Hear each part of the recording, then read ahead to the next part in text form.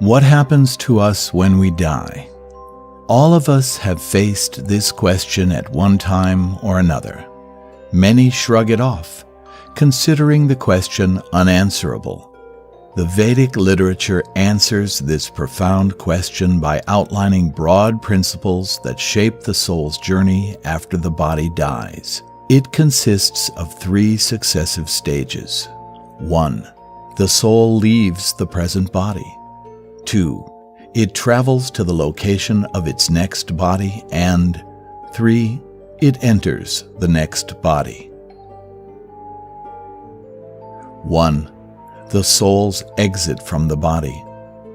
Vedic wisdom explains that death actually occurs when the soul permanently leaves the gross material body.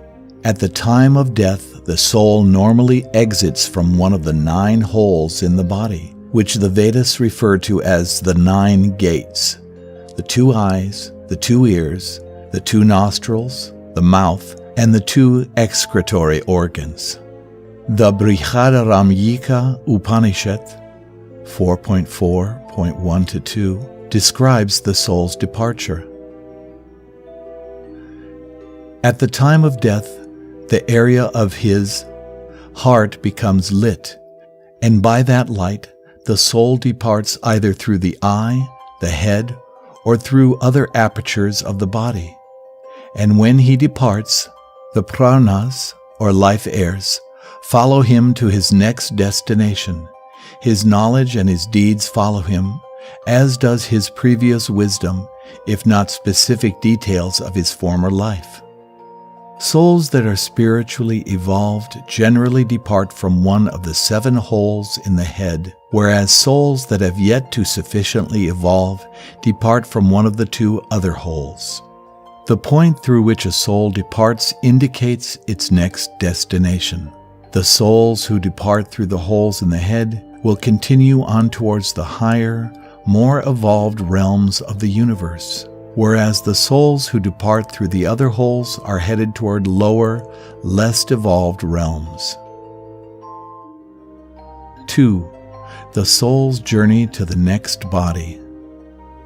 When the soul sets off on its journey to the next body, it is given a transitional body that is grosser than the subtle body and subtler than the gross body. Equipped with this body that the Vedic literature calls preta, the soul is taken by nature's arrangement to its next destination. The soul often finds this journey painful because in its present condition it is highly susceptible to pain. To help ease the soul's pain, the Vedic literatures, like the Garuda Purana, recommend that the relatives of the deceased person perform certain activities whose merit cushions the soul's onward journey. 3. The soul's entry into the next body. Srimad Bhagavatam 3.31.1, a classic of the Vedic library, outlines one of the typical pathways by which the soul enters the body. The soul is made to enter into the womb of a woman through the particle of male semen to assume a particular type of body. What determines our next body? Which body a particular soul gets is determined by the broad principles that underlie the mechanism of reincarnation. This soul, after having thrown away the old and useless body, makes unto himself newer and hopefully better bodies according to his previous actions, ability, and desires.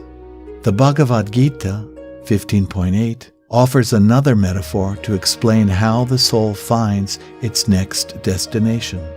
Just as the air carries aromas, the soul carries its different conceptions of life from one body to another.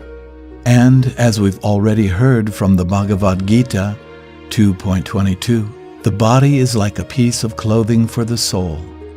Reincarnation is therefore something like taking off an old suit and putting on a new one. Just as what suit we wear is usually determined by our taste and our budget, the soul's new suit is determined by its desires, its attachments, and the karma it has acquired.